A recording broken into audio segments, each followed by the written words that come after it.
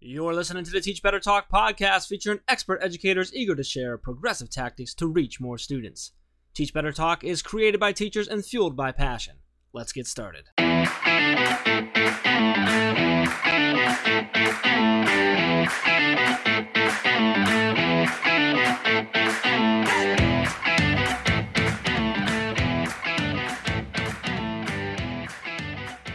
Hey everyone, welcome to episode 233 of Teach Better Talk podcast. My face is so red if you're watching us on YouTube. I'm so sorry. My name is Ray Hewart. I am the real host of Teach Better Talk podcast. I'm also with that other guy. I'm not sure why he keeps showing up, but hi Jeff. Happy 233rd episode. Is that how you say that number, 233rd? Guys, she can't do it because it's not written down. Anyway, if you're watching on YouTube, you're seeing us both just crying because we were laughing before this. Thanks, Ray. I think thanks. I'm gonna say for that lovely intro. Excited, a lot of exciting stuff going on. That's why we got talking about all kinds of stuff going on with the team.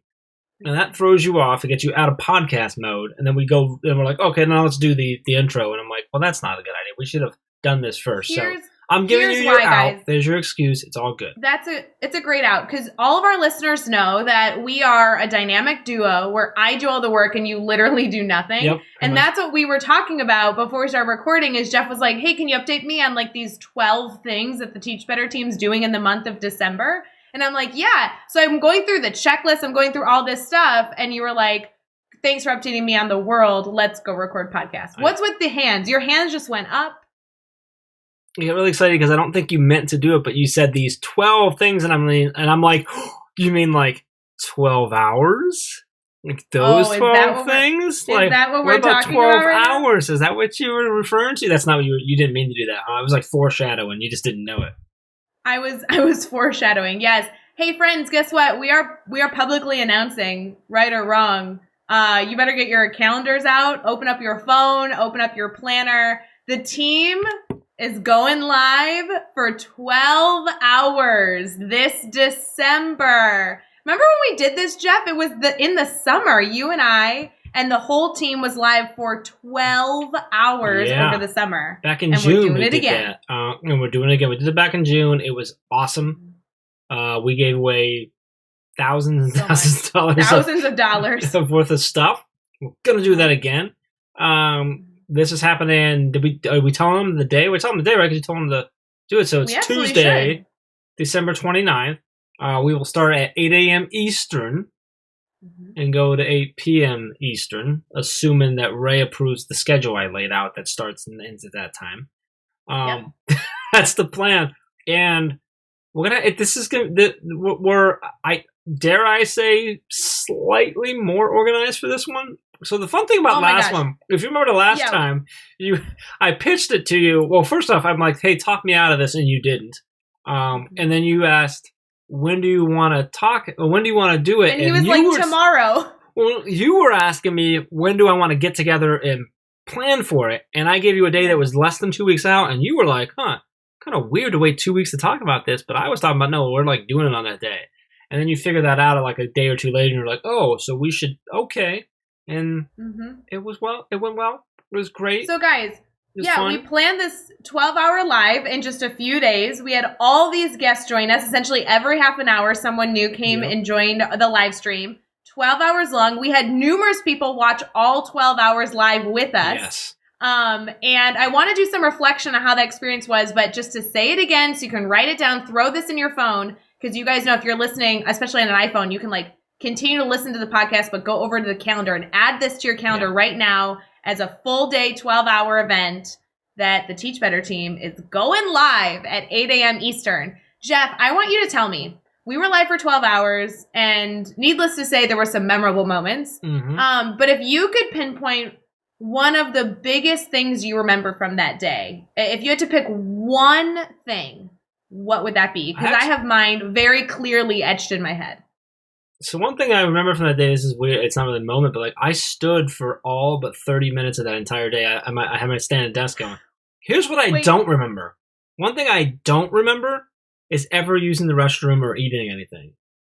I don't know if we did or not. I think we had like 15-minute like little breaks where we switch off. As I'm thinking now, I'm like, I remember popping out but like it didn't feel like it. Yeah. What's your moment? You're like, oh, like if you guys aren't watching, like her hands in the air, she's giving me like this one finger, like stop, and her hands on her head, like she is like, hold up, dude. Because when someone asks you the most memorable experience of 12 Hours Live, I assumed you'd be like, oh, when this guest joined us or this funny joke. My immediate thought was my seating arrangement, and yours was too. Well, you were like, I stood for 12 hours. I was like, guys, I was in the most uncomfortable chair. My butt hurt so bad. We've talked about that. It's, I mean, if you think about 12 Hours Live from a production logistics standpoint, like stand and sit in where you're at or whatever is like the most important piece of it, and we didn't think through it very well. We did not. Guys, if you watch that live stream, it was in 2 different parts, and you can catch actually all 12 hours on our YouTube channel. That's probably the easiest place to get it. But you can see at the end, Jeff, like, is struggling to stand. I'm, like, moving every 5 seconds because my butt hurts from the chair I was in. It was, oh, my God, so worth it. It was so worth it. It was great. We had a blast. So, Tuesday, December 29th, we'll be on Facebook, on Twitter, on Twitch, on YouTube, 12 hours. It's going to be new people dropping in every 30 minutes again. Yeah, and there is now some themes you can look forward to. We're going to release the agenda with some of the guests, not all of them. We're not going to spill everything, but we will be releasing an agenda with topics. We will be releasing kind of like areas that you can know that you're going to pop in and see specific guests. There'll be a lot of celebration going on, but especially really just come for the whole thing, though. I mean, just come for the whole thing. Somebody listened to us like on their way to get ice cream. Do you remember that over the summer? Danielle, she took us to get ice cream and then to pick up dinner at grocery stores or something. She took us all over. We had quite a few people that stuck with us the entire 12 or hit like the 10-hour mark. I mean, it was impressive. We didn't have. I thought for sure we'd have multiple points throughout the day where we had no one with us, and we never had that. No, we didn't. We never did. So I did. really needed you all listening to make sure that doesn't happen this time, because that'd be like the wrong way to go. So hopefully we do that again, but it was a blast. I'm looking forward to it. So we're very excited for the surprises. So make sure it's on your calendar. We're releasing this like special for our Teach Better Talk podcast listeners. Yes, you get to know the date. You're the first to know. Like always, you guys know that we're so loyal to you. We do a lot of stuff with the Teach Better team, but Ray and Jeff, you know that we have a special place in our heart for our Teach Better Talk podcast listeners. So write that down. And then if you have ideas or you have a sponsor that you'd like to connect us with or a giveaway you'd like to share with Jeff and I, we are looking to give away thousands of dollars of giveaway stuff. So if you want to contribute or connect us with somebody, sign us up. We'd love to just continue to shower our network with love, support, value, and good prizes. I love it. Awesome. I'm so pumped for that. It's going to be so much fun. So pumped. You know what I think I'm most excited about is like that's going to be like 12 hours live there, which is a long time. And then it's going to be like take a day off and then stay up all night for New Year's Eve. Yep. I'm pumped. Yep. If you remember, Jeff, though, and I know this is, again, kind of like a personal note. We're getting into the interview, I promise. But we specifically scheduled a meeting the day after that 12-hour live because I was like, we need a reason to get up and shower because we're going to be so tired that we need an excuse on our calendar to not just sleep the entire day after and get back into a routine. So thank you, Dave and Caitlin, who have that meeting with us the day after. I love it. That's great stuff. All right, let's talk about this episode. So Dan Zehr he's just awesome. First off, this is a great episode. So he's a high school teacher, but he's so much more than that. So he's the host and director of Coffee with Kenobi. If you don't know that, you need to go check it out. He's the co-author of the Star Wars book. He's been recognized so many different ways. He was in a Target commercial. He's been featured in things like the Chicago Times, Illinois State University's their statewide standard, HuffPost, Forbes, Bloomberg. I mean, just left and right. The dude is just so cool. So cool. It's exactly the way to do it. And this episode is, there was multiple times, I say it throughout the episode, but just multiple times where he really just he hit me, boom, just with a line or the angle he's coming at. I really, really enjoyed this episode. I know you did as well, Ray. Anything you want to specifically point out for listeners? No, I really hope you guys connect with him. I really love when we have educators on that continue to share their voice, not only on this podcast, but really just in general, sharing the things going on in their classroom, sharing new innovations that they've learned about or helpful tech tools. And Dan's one of them. He's very close to me location-wise. I hope to meet him in person and get to shake his hand someday and say hello. So this will be a great episode. I'm excited for you guys to get into it. I love it. Let's get in episode 233 with Dan Zehr. Hey guys, we'll get right back to this episode, but I want to share the awesome opportunity that we are launching here in December that we're likely calling Gift a Grid. You already know about our partnership with Education Blueprint, which is an incredible free website that just allows educators to share their resources for free with each other. I love this resource because it was started by educators and their why is simple. Just to create a free platform so educators can share stuff, because the more resources we get in each other's hands, the more successful our students will be. It sounds simple, but I dig it. So if you head over to educationblueprint.org, we are encouraging everyone to find one resource, one lesson, one activity, or one grid if you're using the grid method, and upload it to educationblueprint.org. It is super easy, and you will see there are so many resources already there that we want to fill it up this holiday season. Hey, Chris, add in some cool, holiday jingle right here, and let's get back to the episode.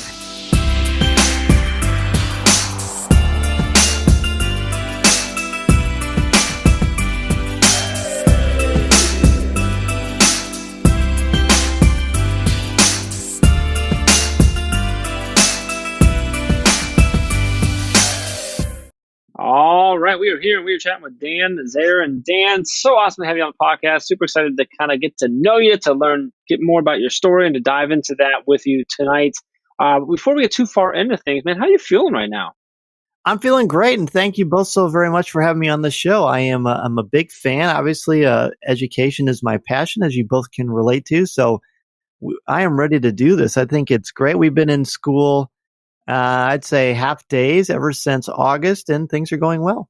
Well, Dan, I'm so thrilled you're here. We were joking before we started recording that you and I have been at numerous conferences together and not really been able to have a conversation to get to know each other. So consider this our first, get to know you thing. I'm so stoked for this because I've seen your work all over the place. Seems like everyone across the state knows you. So I'm super thrilled to hear more about your story. Before we get too far into it, though, I'd love for you to introduce yourself to our listeners a little bit, kind of asking that age-old question of, hey, Dan, what do you do? How do you describe yourself? Right. Well, thank you. Well, I'm a high school educator. I teach English to primarily seniors. I teach British literature, mythology, and I teach a dual credit composition course. And education is my second career. I worked in insurance for 7.5 years. And for a lot of people, that works very well for them. But to me, I felt like something was missing from my life, and I wasn't really quite sure what that was.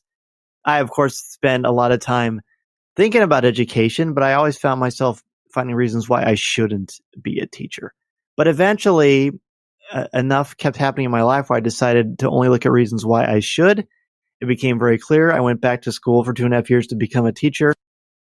And then shortly after that, I got the job. Because I got the job, I met my wife. Because I met my wife, I ended up starting this podcast. So once you start saying yes to what you're passionate about and open up to who you're supposed to be, great things can happen.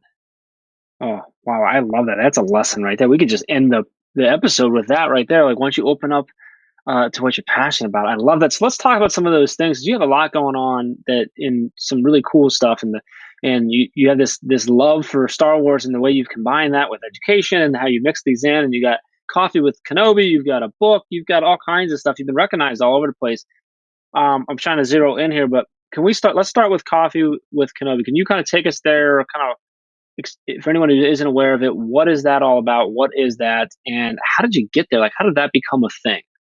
Right. Well, Coffee with Kenobi is a podcast that I got the idea for because when I was teaching, I think Hamlet, and I started thinking about the questions that we were asking. I have the students. I did my graduate thesis on rhetorical analysis and critical thinking, and having students come up with questions to lead discussions for books. And when we were doing one of these sessions, I realized that Star Wars would be a great lens to filter that through. So that eventually led to, hey, Coffee with Kenobi. Because as you both know with the podcast, there are a lot of different podcasts about the same topic. So you have to narrow down and be very specific and nuanced about your angle, your perspective, your certain point of view. So then it became Coffee with Kenobi. And eventually the word got out that I was an educator that used Star Wars in my classroom, which got the attention of Lucasfilm. So I started writing for StarWars.com about Star Wars and education, among other things. Because to me, Star Wars is our modern mythology. It's very much a literary language in and of itself. So that is just the popular culture vessel that I use. And eventually that got the attention of, like I said, Lucasfilm and Disney. And then Target a couple of years ago flew me out to Hollywood, and I was in a Target commercial showing how I use Star Wars and Shakespeare together. And as of now, it's got over 5 million views on Facebook alone. So the word is getting out. I love it. That's so cool. And it gets me excited to lead right into this next question. So some people listen to hearing all of this and these things that you've done, these really cool pieces of success that you've been having with all of this stuff. A lot of times you can go, oh man, this is a guy who figured it out. He's just been rocking and rolling. But I know there's challenges along the way. There's failures, there's missteps, there's mistakes that have been made. And I'd love for you to share with us about a time that you've had a failure or a setback that you've had to overcome. Kind of take us there with you. What happened? How did you overcome that? And what did you take away from that experience? Absolutely. Well, I think there are a lot of things when you're following your passions. And I think that I know Ray's talked about this a lot through the years as well. But to me, the biggest setback I had was listening to those voices that would sometimes say, are you sure this is a good idea? Or the things that introduce doubt into your world. I have found that you can tell who your friends are not by your failures, but by your successes. And that can be challenging for a lot of people. I know when I switched from insurance to education, I would say overwhelmingly so many people in my previous profession said, I love that you're doing this. I admire it, but I couldn't do that. And I would say, why? And they would say, because that's a really big risk. I don't know what would happen on the other side of things. So I think success is exciting, but it also brings doubt and frustration and confusion. And I think a lot of people who desperately want to try something different or are motivated to try a different way of looking at the world, sometimes it's easier to doubt and to cast shadows on things that you don't understand as opposed to following through with that. And if I could say one of my biggest challenges I had early on was listening to that too much and letting that kind of get into my subconscious. And eventually my wife said to me, you know what, why are you letting those people, live rent free in your brain? Why does it matter what they think, or why does it matter what they say? You should focus on what you believe in and what you're passionate about, because ultimately, and I tell this to my students all the time, you don't have to apologize for who you are. You don't have to apologize for what you're passionate about. You just have to find a creative way to make it work for you. And then the chips fall where they may. And sometimes it's a really, really challenging lesson to learn. But once you do, then doors start flying open. Then when Target or Lucasfilm or Disney comes calling, you don't think or doubt anymore because you realize, you know what, this is okay. This is who I am. This is what I'm passionate about. And I'm going to make this work for me because I think this popular culture venue is a way to open up students to intellectual honesty and critical thinking. They can start thinking about their world, about what makes them tick. Because what does Star Wars do, really? It shows us to work with people from different backgrounds, different perspectives. It shows to stand up for what you believe in overwhelming obstacles. It shows you to believe in things you can't always see. It shows you that you have a path, you have a destiny for yourself, and you have to unabashedly chase that down. And that's what I've been trying to do. Dan, I love that story so much. I absolutely love the focus on following your passion and finding a creative way that it works for you. And I relate to that in so many ways. I don't want to go into my story now because we're talking about you, but it's crazy how much that just spoke to me just at a really deep level. So I just really appreciate that a whole lot. I'm glad. I want to flip it now. Let's talk about a successful moment. And this could be something big or something small, but same thing. Take us there with you. Tell us what happened. Why was it a success for you? And then what did you take away from that experience? Absolutely. Well, there have been a lot of wonderful moments. The best moments for me, because a lot of people say, well, how do you use Star Wars in your classroom? Because I think there's a misnomer that I'd sit there and put on a movie and I'd stand in the back of the room with a lightsaber and run around the classroom. That only happened once. Just kidding. Yeah, I was going to say, is that not what happens? Because I had this great image in my head that that's actually what your classroom was like. Come on. Right. Well, I mean, if you're ever a guest speaker, we can like have a lightsaber fight in the back of the classroom. That would be fun. No, what it actually is, it's just one venue that we have. And at the end of the semester, what I do is I have students, use their phones because you're carrying a microphone around with you all the time. And I have them write, practice, prepare, and research a 5-minute segment for my podcast, Coffee with Kenobi. And then I use their analysis, their rhetoric, their dialogue together, and I put that into the show. And at first they are not sure what to think about that. And then when I find out that I've got 40 to 50,000 listeners, then they get really intimidated. And I say, no, you're thinking about this the wrong way. Intimidation and pressure is for people who aren't prepared. You are prepared. You've been studying mythology the entire semester. You're ready for this. So this is what we're going to do. So they learn about collaboration. They learn about teamwork. They learn about hard work and research, because you can't just rip something off the internet and use that in your dialogue on the show, because the odds are good that either I wrote it or somebody that I know wrote it, and they're going to see through that pretty quickly. So I love that. It's really empowering. So sometimes there are students that are so shy that they won't talk the entire class. And then we do practice things. And I talk about microphone technique, and I talk about, hey, you may not think this is just you talking for 5 minutes, but I'm not going to edit this because this is the week of finals. So you're going to have to do really well. So you're going to have to practice a lot. And they don't think about handing over the microphone to the next person or interjecting on what you're going to say based on what your partner is going to say as well. So you have to be on your toes and be prepared for so many things and expect the unexpected. And that's really kind of a great metaphor for what life hands you anyway, isn't it? So one of my students last year was very, very reluctant, very, very shy, didn't know anything about Star Wars. And I say from the get-go, look, I don't care if you like Star Wars at all. I really don't. I'm still going to like it the same way, whatever you think. What I want you to do is I want you to think about stuff. I want you to be a critical thinker. I want you to try. That's what I care about. So it sort of like helps relieve some of that pressure. So this student, he did his segment. He did beautifully. He came up with insights I hadn't thought of before. And so when I did the podcast, I made sure that his segment was the first one to air. So when my listeners turn on the show, they heard his name and they heard him talk. And when he saw me the next day, he was so proud and he had tears in his eyes. And it was just a great feeling to empower this young man.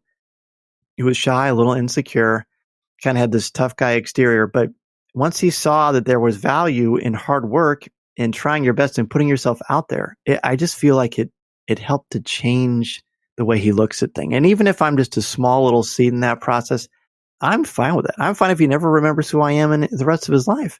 What it did was it opened up a pathway in his brain to show all this preparedness is good. It prepares you for what you're going to do next, and you have something to be proud of. And that is exciting to me as an educator. Oh, it's so exciting. And I love that you are doing so many best practices that I literally speak to educators about this all the time. And nobody is a big statement, but a lot of educators struggle bringing all these pieces together: relevancy to students, connection to real world application, bringing in different modalities of learning. I mean, you're doing so many different things in your classroom, just striving to help your students in the best way you know how. And I think that your example, of the success is just one of the many ways that we can all continue to strive to make our content relevant and bring in new ideas to our classrooms, because that really does add a little bit of a different, fun strategy to our classroom, which is always enjoyable.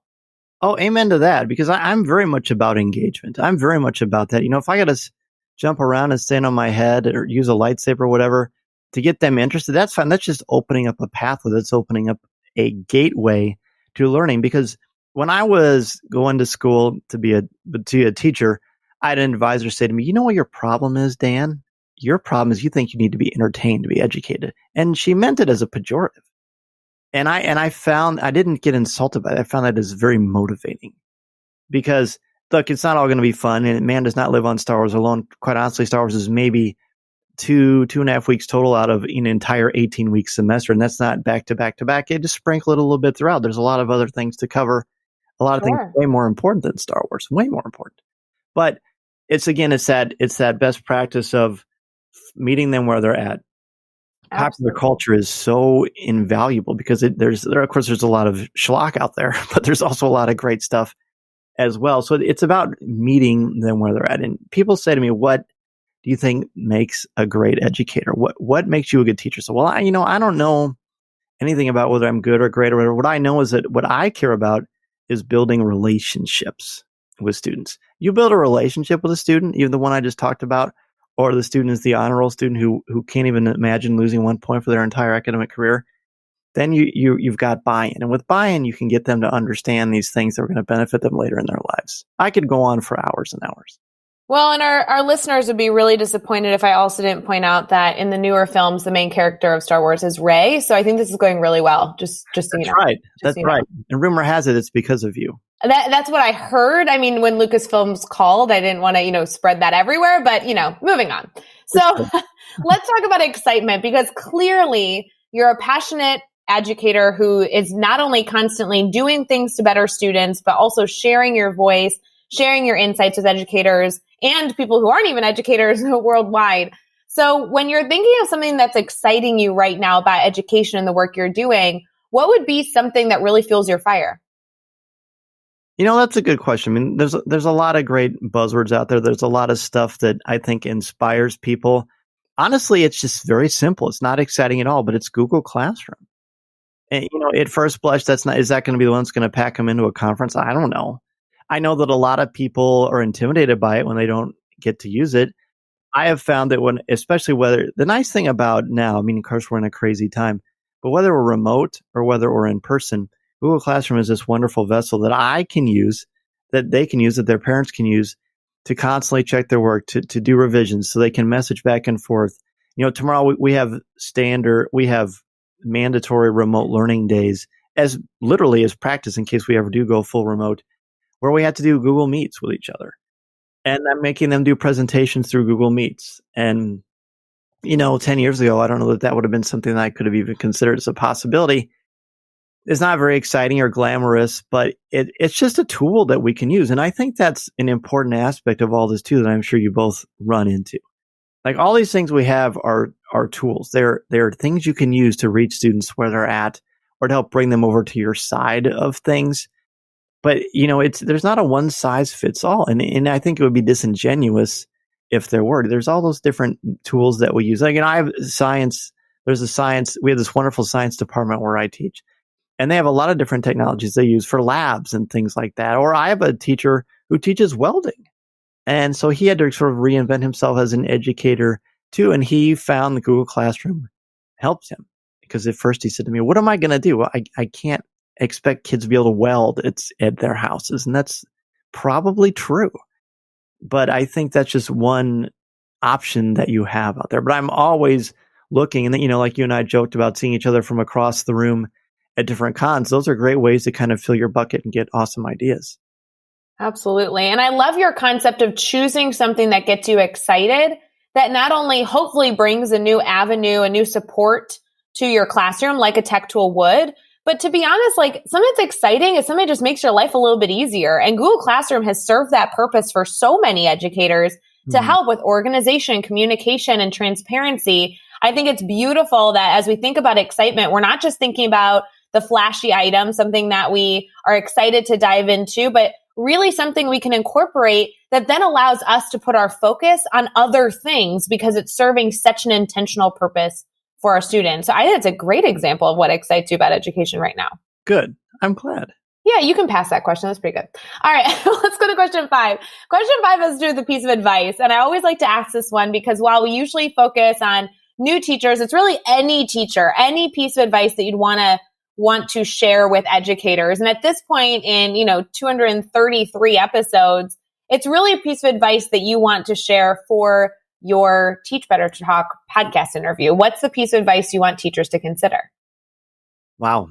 That's an excellent question. I honestly think the main thing is when I first started to become a teacher, and again, I'm sort of long-winded. That typically can be beneficial for a podcast, but I apologize all the same. Yeah, you're doing awesome. Keep it up. The main thing that I think I would give teachers advice on is when you start, you have to be open to making mistakes. And you can't worry about things that don't matter. Like I got really tied up in things that didn't matter. It was extremely important to me to be the popular teacher, to be the teacher that everybody liked. And over time, and as you mature and you grow in your craft and in who you are as a person, you become more comfortable in your own skin, you start to realize that stuff doesn't really matter. I mean, you're there to make connections. You're there to relate to them. You're there to get them to think and to inspire them to want to be lifelong learners. Be okay with that. Don't put so much pressure on yourself to be somebody that you saw, to be Robin Williams, for example. Yes, he's amazing. And Good Will Hunting was not Good Will Hunting, but Dead Poets Society was a very inspiring film whenever I got to see him teach. But eventually I realized I didn't have to be like that. I could just be myself and let things organically happen, because I really believe that finding your teacher voice takes a really long time. I think it takes a good 8, 9, 10 years to kind of find your persona in the classroom, and, not being afraid to make those mistakes, not being afraid to make a fool of yourself, not being afraid to say, you know what, I didn't teach that well. We're going to try a different approach.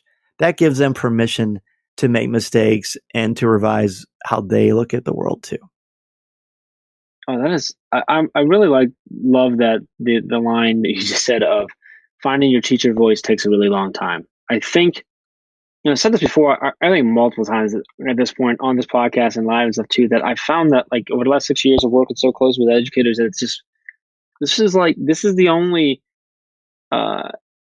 role where we expect people to come straight out of college and just be perfect at it. Mm-hmm. And, anywhere else you go, if you're an accountant, you get an accounting degree, you go and then you learn how to be an accountant at your first job, right? But so many educators, they come in and they feel like they should just be perfect from day one. And so I think that's such an important message that we keep drilling in. It's like, no, you're going to make mistakes. It's going to take a while. It's going to take a long time to find your teacher voice and do it the way you do it. And that you don't have to be, like that person or this person or what you thought it was supposed to be. You got to find what works for yourself. And I think that all harks back, kind of does a nice circle around what you said at the very beginning of this episode, is that you got to find a creative way to make it work for you, right? And that was about following your passion. It's, when you're in the classroom and you're a teacher, like, you got to find what works for you. So I couldn't love that more. Dan, thank you for that. We're going to keep this going. The next 6 questions, what we're going to do is I'm going to throw them at you. Your goal is to answer each one in 15 seconds or less. You ready to go? Let's do it. What is one ed tech tool you cannot live without? Well, as I said, I guess Google Classroom. I'll take it. Give us a book you're reading right now. Well, it's Huckleberry Finn. It's the greatest book ever written. I could go on and on about that one. Teaches you about tolerance, about relationships, about race. It's invaluable. Who do we need to follow on Twitter or Instagram today? Well, I mean, besides you guys, of course, Amber Hefner is a great one. She runs she is in charge of IdeaCon and all kinds of great stuff. She's an innovative educator, person, good friend of mine. There's a guy named Influx Man who's a teacher out in Seattle who's doing some great innovative stuff with technology and popular culture as well. Give us a good YouTube channel, website, or podcast for educators to check out.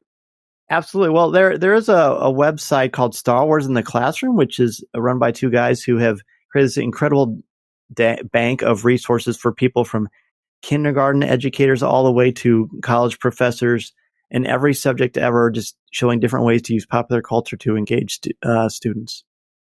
Give us a daily, weekly, or monthly routine every teacher should get into. Revision. So you don't get stale, you don't get bored. Literally every year, my mythology class is a semester long, and I say, throw out all your favorite stories. That's what we're going to learn about this week or this semester. And then I revise the class every semester to meet them where they're at, and then it never gets stale for me. And lastly, what is the best piece of advice you've ever received? You got to be yourself. You got to unapologetically be yourself. You need to be professional naturally, but be who you are, because that gives students in turn permission to be themselves. Boom. Yes.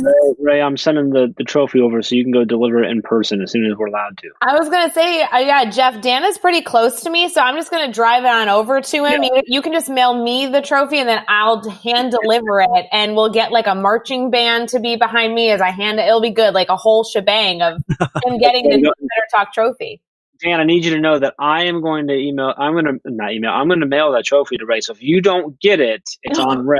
Just saying. No. Let's go to Zion. I know that's where it is. Oh, our listeners know that there is this very, very secretive, sought out Teach Better Talk trophy. And I keep telling Jeff, I'm like, guests are complaining they haven't gotten their big trophy. It's been described so many ways. It describes it is delivered in a huge box. Sometimes it's stories high. I mean, the Teach Better Talk trophy is very sought after. So Dan, I'm very excited to get that to you, and Jeff will be mailing it. So good luck. I love it. Yep, absolutely. Before we end this podcast, Dan, I do want to make sure that everybody can stay connected to you. You're putting out so much content. You have so many great ideas. And your overall mission, which you shared numerous times here, is truly just to be an educator for students. Do best by them. Make sure they're engaged, connect content, and always use those best practice strategies. I think that everybody should be connecting with the work that you're doing, because every time we surround ourselves with good people, we get better as educators. And so I want to make sure that they know where they can head. I know there's a lot of options. So where should they connect with you? Awesome. Well, hey, thank you both very much for continuing to light that fire for so many of us and being an inspiration. I really, really appreciate it. If you want to connect with me, you can reach out to me at Mr. Zehr, MRZEHR on Twitter, ZEHR on Twitter. And then if you want to follow Coffee with Kenobi, you can find us on our website. You can follow us on Facebook, Instagram, Twitter, Pinterest, all that good stuff. I wrote a book with Lucasfilm's Pablo Hidalgo and Cole Horton called The Star Wars Book. It's a series of curated essays that has you looking at the world of Star Wars from a much more critical, analytical lens. And then if you have a podcast or blog or want to build your brand, you can go to danzmedia.com and I can help you get that process started. I love it. You can find all the links and all the resources and everything we talked about in this episode over at teachbetter.com, as well as those really important links for connecting with Dan and keeping this conversation going. So make sure you head over to teachbetter.com for all of that. Be sure to hit subscribe so you don't miss any upcoming episodes. And if you can give us a rating and a review, we'd really appreciate that as well. And let's keep taking this one step further. Think of just 3 of your colleagues who need to hear these amazing stories and connect with these amazing educators, and just share this podcast with them. Dan, this was an awesome episode. There were so many moments where it just like hit me, where like I forgot we were on a podcast. You were speaking to me, which I love. That's such a cool moment when that happened. So I just really, really appreciate you, everything you do, and the creative and amazing ways that you do it. And then for coming on and sharing your story with us and spending some time with us tonight. Thank you. Thank you, Jeff. And thank you, Ray. It was an absolute pleasure. Happy to come on anytime.